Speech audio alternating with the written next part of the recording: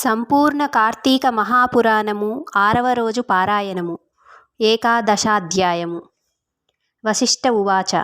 ఓ జనక మహారాజా, కార్తీక మాసములో శ్రీహరిని ఎవరైతే అవిసెపూలతో పూజిస్తారో వాళ్ళకి చాంద్రాయన ఫలము కలుగుతుంది. గరికతో పూజించే వాళ్ళు పాప విముక్తులై వైకుంఠమును పొందుతారు. చిత్రవర్ణములైన వస్త్రాన్ని శ్రీహరికి సమర్పించిన వాళ్ళు మోక్షమును పొందుతారు. కార్తీక స్నానాచరణము చేసి విష్ణు సన్నిధికి దీపమాలికను ఉంచితే వారు ఇంకా వైకుంఠ పురాణ పాఠకులు శ్రోతలు కూడా విగతపాపులై పరమపదాన్ని చేరుతారు.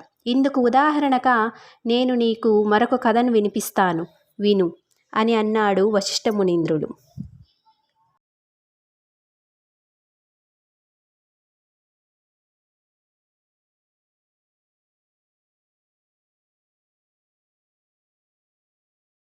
మందరోపాఖ్యానము. కళింగ దేశీయుడైన మందరుడనే ఒకానొక బ్రాహ్మణుడు స్నాన సంధ్యా వందనాలన్నింటినీ విసర్జించి పరులకు కూలీ పనికి వెళుతూ ఉండేవాడు. అతనికి పతివ్రత శుభలక్షణ సంపన్నురాలైన సుశీల అని పిలువబడే భార్య ఉండేది. భర్త ఎంత దుర్మార్గుడైనా సరే అతని యందు ఆమెకు అనురాగమే తప్ప ద్వేషము లేనిదై పాతివ్రత్య నిష్ఠాపరురాలై ఉండేది. కొన్నాళ్ళ తర్వాత ఇతనికి ఈ కూలితో జీవించడం కష్టమని భావించి అతడు వనవాసి అయి ఖడ్గపాణి అయి దారుల వెంట బాటసారులను కొట్టి వారి నుండి ధనాన్ని అపహరిస్తూ కాలం గడపసాగాడు. ఆ దొంగ సొత్తును ఇరుగు పొరుగు దేశాలకు తీసుకొని పోయి అమ్మి ఆ సొమ్ముతో కుటుంబ పోషణ చేసేవాడు. ఒకసారి దొంగతనానికై దారి కాసి ఉన్న మందరుడు బాటసారి అయి ఉన్న ఒక బ్రాహ్మణుని పట్టుకొని అక్కడే మర్రి చెట్టుకు కట్టివేసి అతని ద్రవ్యాన్నంతా అపహరించాడు. ఇంతలో అటువైపుగా వచ్చిన పరమ క్రూరుడైన ఒక కిరాతకుడు దోచుకొనిన మందరుడిని, దోచుకోబడి బంధితుడై ఉన్న బ్రాహ్మణుని ఇద్దరినీ కూడా చంపివేసి ఆ ద్రవ్యాన్ని తాను హరించుకుపోబోయాడు. కానీ అదే సమయానికి ఆ అడవిలోనున్న ఒక పులి నరవాసనను గ్రహించి కిరాతకుడి మీద దాడి చేయబోగా కిరాతకుడు తన ఖడ్గంతో ఆ పులి మీద దాడి చేయగా ఈ జగడములో ఇరువురు మరణించారు. ఆ విధంగా మరణించిన విప్ర, మందర, పులి ఇంకా కిరాతక జీవులు నలుగురు యమలోకమును చేరి నరకాన్ని పొందారు. ఇక భూలోకములో భర్త మరణ వార్త తెలియని మందరుని భార్య అయిన సుశీల మాత్రము నిత్యం భర్త ధ్యానాన్నే చేస్తూ ధర్మ ప్రవర్తనతో హరిభక్తితో సజ్జన సాంగత్యముతో జీవిస్తూ ఉండేది. ఒకనాడు నిరంతర హరినామ సంకీర్తన తత్పరుడు, సర్వులయందున భగవంతుని దర్శించువాడు అయినటువంటి ఒక యతీశ్వరుడు ఈ సుశీల ఇంటికి వచ్చాడు. సుశీల శ్రద్ధాభక్తులతో ఆ యతీశ్వరునికి భిక్ష వేసి, అయ్యా, నా భర్త కార్యార్థి అయి వెళ్ళి ఉన్నాడు, ఇంట లేడు, నేను ఆయన ధ్యానంలోనే కాలమును గడుపుతున్నాను అని విన్నవించుకుంది. అందుకు ఆ యతీశ్వరుడు, అమ్మాయి, ఆవేదన పడకు, ఇది కార్తీక పూర్ణిమ మహాపర్వదినము. ఈరోజు సాయంకాలము నీ ఇంట పురాణ పఠన శ్రవణాదులను ఏర్పాటు చేయి. అందుకు ఒక దీపము చాలా అవసరము. దీపానికి తగినంత నూనె నా దగ్గర ఉంది. నీవు ఒత్తిని అలాగే ప్రమిదను సమర్పించినట్లయితే దీపమును వెలిగించవచ్చు అని సలహా ఇచ్చాడు.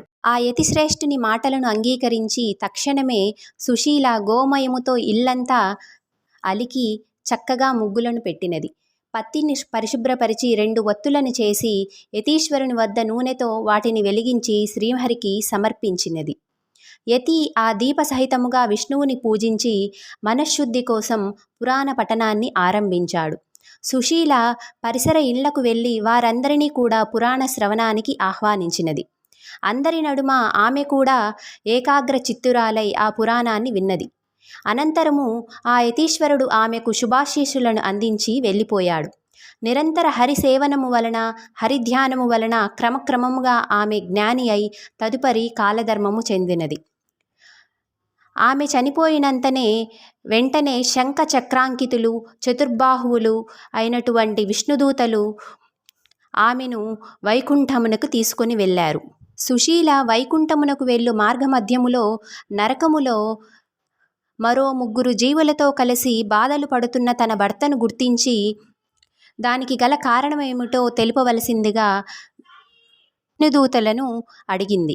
నీ భర్త అయిన మందరుడు విప్రకుల సంజాతుడైనప్పటికీ అతని దుర్మార్గ ప్రవర్తన వలన ఇలాంటి నరకాన్ని అనుభవిస్తున్నాడు. అతనితో పాటే ఉన్న మరొక బ్రాహ్మణుడు మిత్రద్రోహి. అతను తన మిత్రుడిని చంపి అతని ధనముతో పరదేశాలకు పారిపోబోతూ నీ భర్త చేత బంధితుడయ్యాడు. అతగాడి పాపాలకు గాను అతడు నరకమును పొందాడు. మూడవవాడు కిరాతకుడు. బంధితుడైన ఆ బ్రాహ్మణుని నీ భర్తను కూడా చంపివేసిన పాపానికి ఇతడు నరకమునకు చేరవలసి వచ్చింది. ఇక నాలుగవ జీవి ఒక పులి.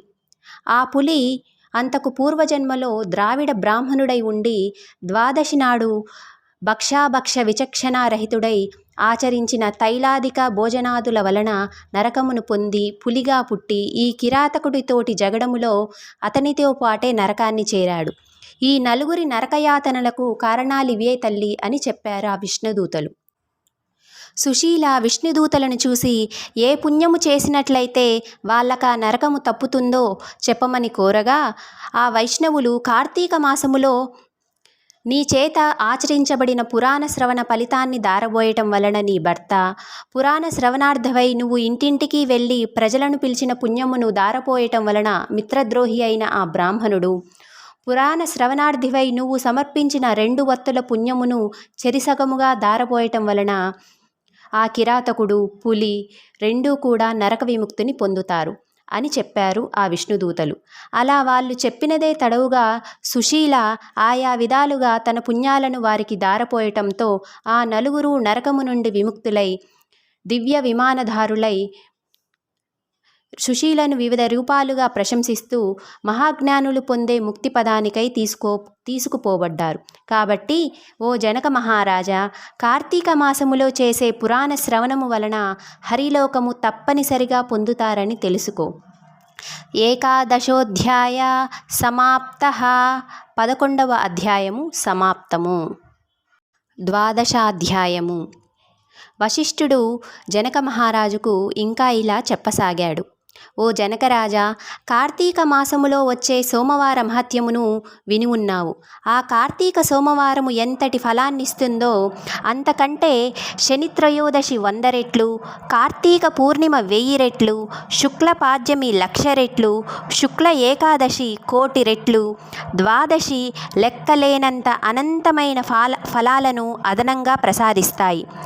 మోహము చేతనైనా సరే శుక్ల ఏకాదశి నాడు ఉపవసించి మరునాడు అంటే ద్వాదశి నాడు బ్రాహ్మణ యుక్తులై పారాయణ చేసేవాళ్ళు మోక్షాన్ని తప్పక పొందగలరు. ఈ కార్తీక ద్వాదశి నాడు అన్నదానమును చేసిన వారికి సమస్త సంపదలు అభివృద్ధి చెందుతాయి. రాజా, సూర్యగ్రహణ సమయములో గంగా తీరములో 1,000,000 మంది బ్రాహ్మణులకు అన్న సమారాధన చేయటం వలన ఎంతటి పుణ్యము కలుగుతుందో అంత పుణ్యము కూడా కేవలము కార్తీక ద్వాదశి నాడు ఒక్క బ్రాహ్మణునికి అన్నము పెట్టడం వలన కలుగుతుంది. 1000 గ్రహణ పర్వాలు, 10,000 వ్యతిపాత యోగాలు, 1,00,000 అమావాస్య పర్వాలు ఏకమైనా కూడా ఒక్క కార్తీక ద్వాదశిలో 16వ వంతు కూడా చేయలేవని తెలుసుకో.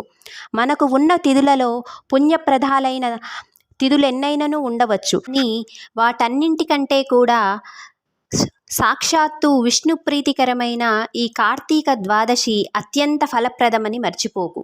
ఇప్పుడు ద్వాదశి దానముల యొక్క విశిష్టతను గురించి మనం తెలుసుకుందాం. కార్తీక శుద్ధ ద్వాదశి నాడు క్షీర సముద్రము నుండి శ్రీహరి నిద్రలేస్తాడు. అందువలన దీనికి హరిబోధిని ద్వాదశి అనే పేరు కూడా వచ్చింది. అటువంటి ఈ హరిబోధిని నాడు ఎవరైతే కనీసం ఒక్క బ్రాహ్మణునికైనా అన్నదానము చేస్తారో వాళ్ళు పరలోకాల్లో ఆనందమైన జీవితాన్ని పొందుతారు. కార్తీక ద్వాదశి నాడు పెరుగును అన్నదానం చేయటం అనేది సర్వోత్కృష్టమైన దానముగా చెప్పబడుతూ ఉంది. ఎవరైతే ఈ ద్వాదశి నాడు పాలిచ్చే ఆవును వెండి డెక్కలు, బంగారు కొమ్ములతో అలంకరించి పూజించి దూడతో సహా గోదానము చేస్తారో వాళ్ళు ఆ ఆవు శరీరంపై ఎన్ని రోమాలైతే ఉంటాయో అన్ని వేల సంవత్సరాలు స్వర్గములో నివసిస్తారు.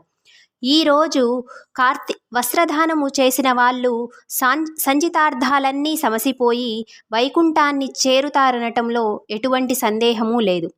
ఓ జనకరాజా, ఎవరైతే కార్తీక శుద్ధ ద్వాదశి నాడు సాలగ్రామాన్ని, బంగారు తులసి వృక్షాన్ని దక్షిణ సమేతముగా దానము చేస్తారో వాళ్ళు చతుస్సాగర పర్యంతమైన సమస్త భూమండలాన్ని దానము చేసినంత పుణ్యాన్ని పొందుతున్నారు. ఇందుకు నిదర్శనముగా ఒక గాథను చెబుతాను విను అని అన్నాడు వశిష్ఠ మునీంద్రులు. ఇప్పుడు మనము 6వ రోజు పారాయణలోని ధర్మవీరోపాఖ్యానము అనే కథను మన నెక్స్ట్ వీడియో అంటే కార్తీక మాస పురాణం 6వ రోజు పారాయణలో పార్ట్ 2 వీడియోగా విందాము.